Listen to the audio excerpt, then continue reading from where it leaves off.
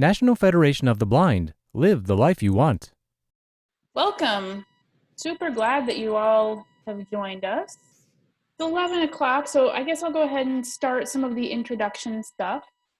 Thank you for joining the National Federation of the Blind for this interactive Zoom lesson. I'm really excited that Carlton Walker is going to be leading it today, and as you guys know, we're going to be making scented Play-Doh. My name is Karen Anderson, and I am the Education Programs Coordinator for the National Federation of the Blind. And we are really excited to be providing some distance learning and education stuff for our blind students and their families during this interesting time of learning at home. So I'm really glad that you've all taken the opportunity to join us. And Carlton, are you ready to get started? We're ready to go. All right, let's go ahead and start on this NFB BELL favorite. Hi, I'm Carlton Walker. As Karen said, I serve as president of the National Organization of Parents of Blind Children. We're a proud division of the National Federation of the Blind, NFB. And in addition to being parent of a blind child, now young adult, I am a certified teacher of blind students. And I just love learning. So there are a lot of things. We're going to make scented Play-Doh today, but we're going to talk about other ways to push in learning and to just not necessarily push, but let learning flow, opportunities flow for our students. All right. Now, everything that we do at NFB BELL Academy, NFB Braille Enrichment for Literacy and Learning summer program we do these under what's called sleep shades. So we can do things without looking. Today, I'm going to not wear sleep shades because I'm just not, but I will be doing everything without looking, and I will be describing everything I'm doing so that everyone can participate fully. And that's what's really important.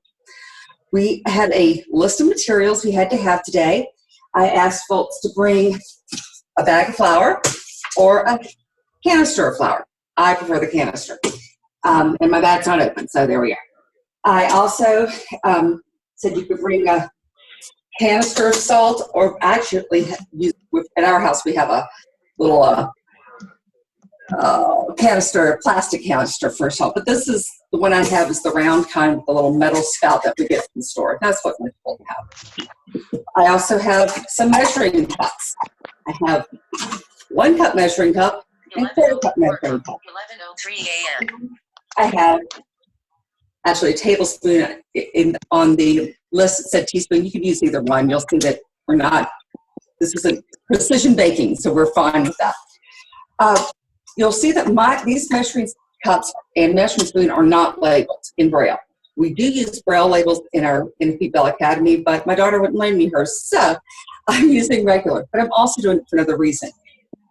We can show our students what different sizes are just because they stack them nicely. That's the nice thing about measuring cups, they nest. So which is the 1/4 cup and which is the 1 whole cup, pretty easy to actually determine. For scented Play-Doh, we need our flour, our salt, and something to make a scent, and water. And we need water. The scent that we often use is unsweetened Kool-Aid or some kind of drink mix. I did experiment with some others also, and I'll show you those, how they went, how they turned out, how other experiments, but I really encourage you to make your experiment too. So we start with 1 cup of 1 cup of water or flour. Scoop our flour with I'm scooping into my canister. You can scoop into a cup. I'm not looking. I'm feeling it's pretty full, and oh, I'm touching the top. I did a good job. So now I'm taking the wooden spoon I talked about, or you can use a knife or even your finger. And again, holding over the canister, I am sliding it on the top, and boom, I have a perfect cup of flour. If I were doing this in a bag, what I would probably do is have the bag in a big bowl so that I could do the scraping off, but if some of it fell, it would just make it easy. Now I have a 2-quart bowl here, a smaller bowl, and that's what I'm putting my flour in. So I could move my cup over to the bowl, but I think I'm going to move my bowl to the flour and go boom, dump. Now I have my flour. Next, I need my salt. I have my salt canister, and I flipped up the metal spout on the top. I have it over a big blue bowl. It's probably about a 4 to 5 quart bowl. And I'm holding in my right hand my quarter measuring cup, and in my left hand my salt. I don't put the salt down to the measuring cup. I put the measuring cup lip up to my salt, make sure they're both over my bowl, and I just pour. And I have my finger in my measuring cup to feel how much I'm getting. Okay, I'm finally starting to get some. I wasn't doing a great job before. Oh, okay, I'm getting a little hot, but I can. How much salt is it? A quarter cup? 1 quarter cup. Yep. Thank you. Yes. And okay, I went over, but hey, guess what? I don't have to clean up. Big up. I did it over my big bowl. Grab my wooden spoon, slide it across. Perfect 1 quarter cup. Again, I'm going to bring my mixing bowl to me. I'm not going to run to my mixing bowl. Bring my mixing bowl to me. My cup's over the top.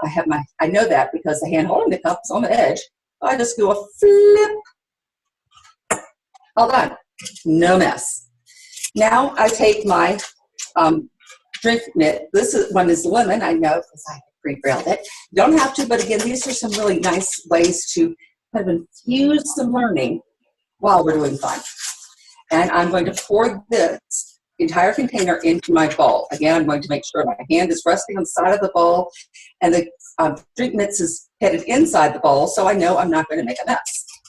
Messes are okay. I'm not saying that they're not good, but it is kind of cool to learn if you don't have to make a mess. So now I'm going to reach for my wire whisk.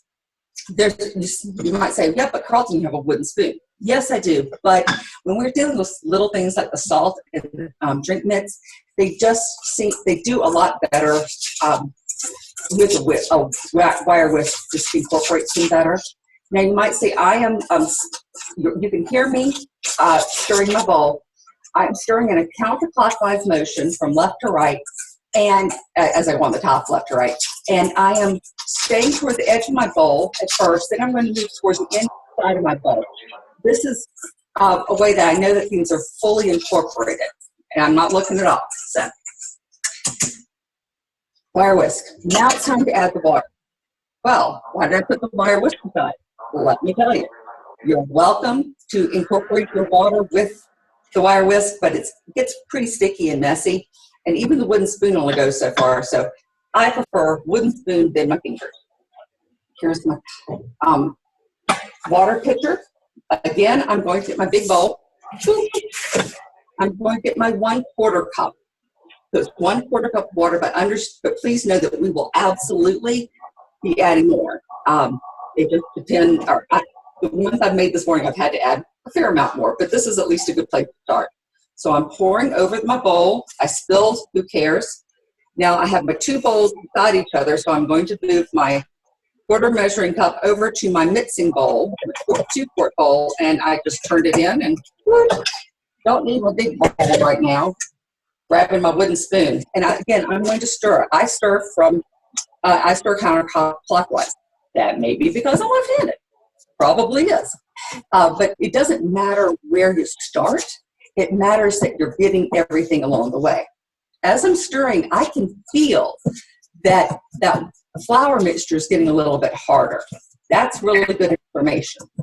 Now, I told you we'd have to add extra water, and we will, but I will tell you, I want to be touching it to know how much extra water, because if I don't, then I'm just going to be adding water, maybe too much, then adding flour, maybe too much, then going back and forth. That's not the end of the world by any stretch, but it takes a little time. And if you're in it for the experimentation and learning, fabulous. If you want to really make the craft, a little more efficiency can be good. I'm taking my wooden spoon out now, and I'm going to get working with my hands. Excuse me, how much water? We missed that. 1 quarter cup. So it was 1 cup flour. Yep. Quarter cup salt, quarter cup water. Water. Thank you very much. And a packet of water. Okay, Isabel. So I'm mixing it. I can can feel that it's still a little dry. So I'm going to get my big mixing bowl. Let's remember to mute as we can, please. Unless you have a question.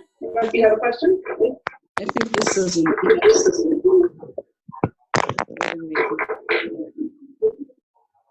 Great. I it's correct. I took my pitcher and I poured water into my quarter cup in over my blue bowl. Now this time I don't know that I want to do all of it in. Actually, let me do what I had said earlier. Let me use the tablespoon instead. Drop the tablespoon in the bowl. Sorry, friends. So now I'm holding my tablespoon over my big 5-quart bowl, getting my pitcher up inside the bowl, having my tablespoon over the bowl. I'm over pouring. It's cool because I have my bowl.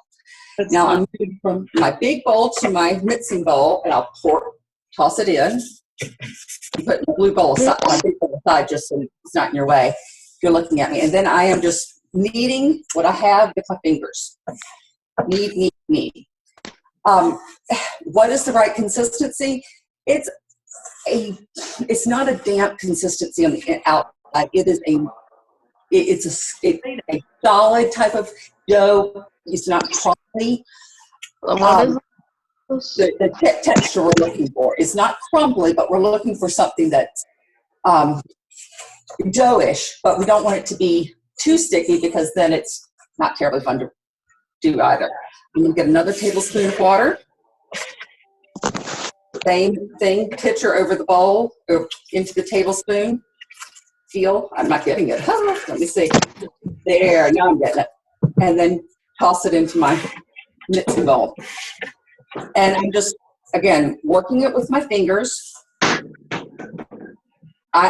I often don't need to add as much water when I'm doing this in the summer, but I'm needing to add a lot more water now. I'm thinking it may be related to humidity in the air.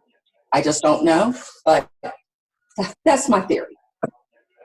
So I incorporate it. Now I'm going to put it to the side, put my bowl to the side, and I have my scented Play-Doh. Now let's review what was in here. All we had was flour, salt, water, and Kool-Aid nibs. That's it. So is it edible? Absolutely. Is it tasty? No way. It doesn't taste good at all. But it's not dangerous unless the child, of course, has an allergy to something in the punch mix or flour, and then that would be different. I'm working my dough. It looks like it's still a little dry, but Carlton, we have a question in the chat box. How much flour? Fabulous.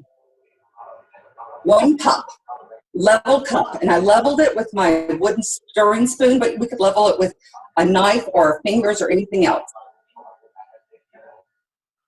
So again, we can do all of this without looking. I needed a little more water, and what I did, and I hadn't done this before, if you think, I just dipped my fingers into my pour-over bowl, my 5-quart bowl, and it gave me exactly the right amount of water.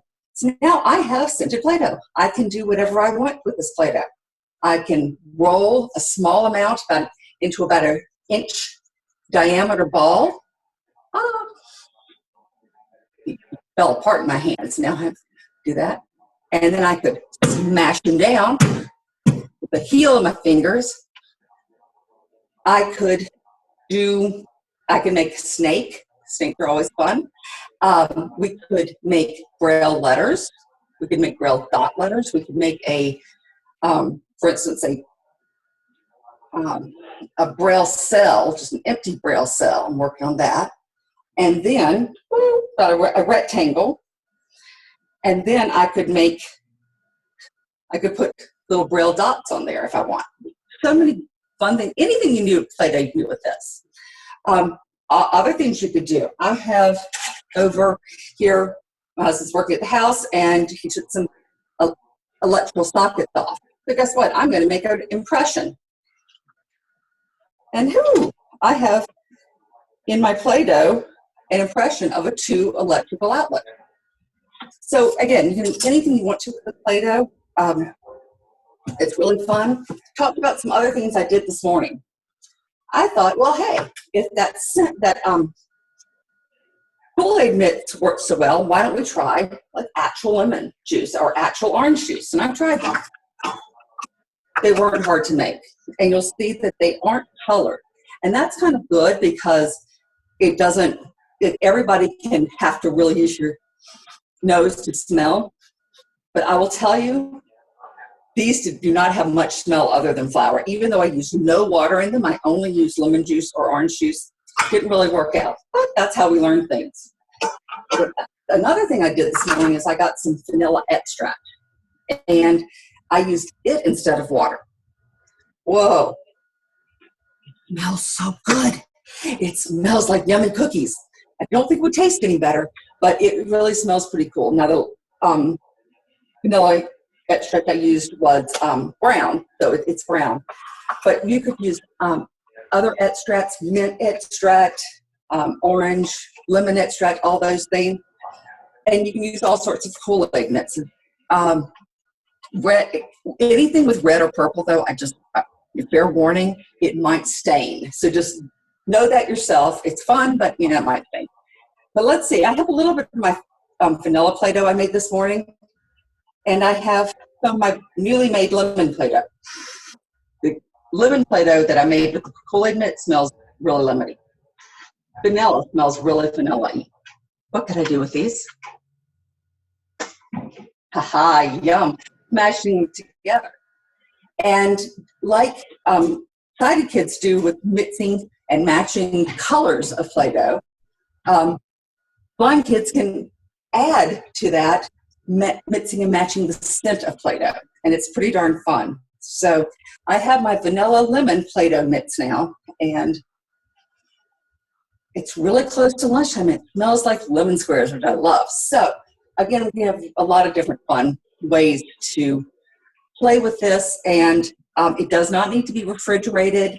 It probably doesn't last more than 3 to 4 days. If you refrigerate, it would last a little more. Up to you. But there are no harmful ingredients in it, and it's pretty easy to just whip out when you want it. Are there any questions or ideas or anything to add?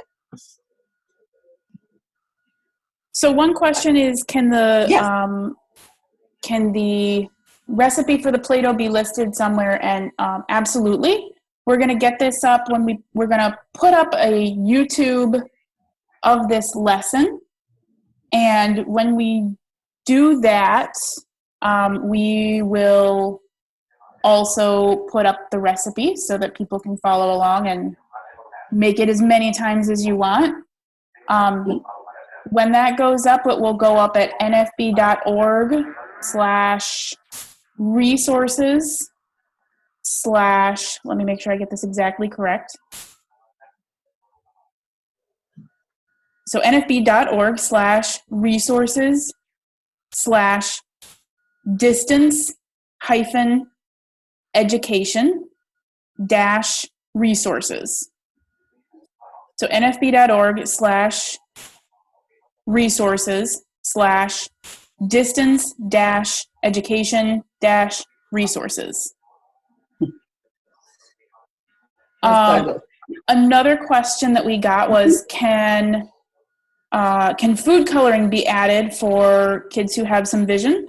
Absolutely, you can definitely do that, but we also really encourage that you add the scent as well so that this remains accessible to everybody. The cool thing about the scents here is that it's accessible to everybody. And it can be, it can actually, if you use Kool-Aid mix, it usually is dyed. But sometimes it's fun to use like pink lemonade, because people might say, oh, that must be cotton candy or something, or strawberry, and then they smell it and whoa, that wasn't it. So it's kind of fun to experiment that way. And the extracts would give you that. We're really having to use our noses, but absolutely, colors are fine. Again, though, if you're using food coloring, it's probably not as clothes friendly or carpet friendly as other things. So just keep that in mind. Now the recipe again is 1 cup of flour, 1/4 cup salt, 1/4 cup water.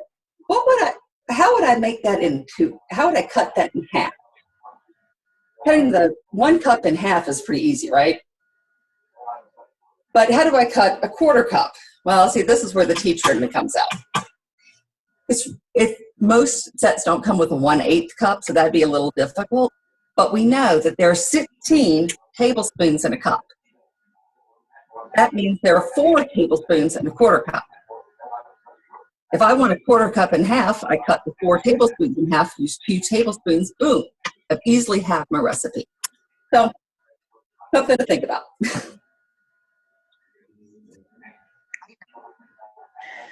This is Melissa Riccobono. I have a couple comments. Yes. So I agree. Someone just chatted that they use essential oils and their Play-Doh smells amazing. Also use an essential oil, and our Play-Doh also smells amazing. But of course, my kids wanted to mix scents.